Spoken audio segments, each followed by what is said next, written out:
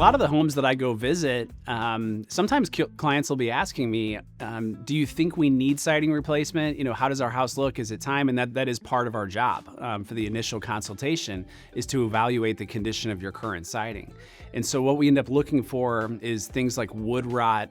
Is the product swelling, holding on to moisture? You know, again, in St. Louis, we have a lot of humidity, and then we get those freeze-thaw cycles throughout the wintertime. So if we see siding that's starting to swell up, rot, delaminate, and buckle throughout the home, we know that there's a pretty high likelihood that siding is failing, and also there's a potential for water damage to start getting through the siding and penetrating into the substrate, into the interior walls of the home. So that's when we recommend it's time to really consider a full replacement siding. Another thing to keep in mind is that back in the 80s and even the 90s, you know, weather barrier house wrap like Tyvek was not a thing. So people were just installing siding right over the substrate. That doesn't give you much protection. So on every project we do, we remove all of the existing siding, get down to the substrate.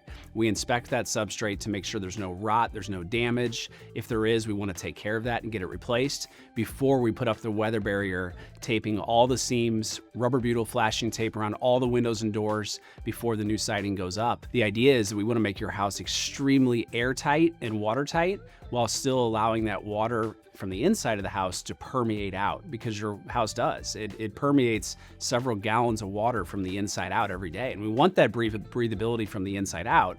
We just don't want the water, the air to be able to infiltrate from the outside in.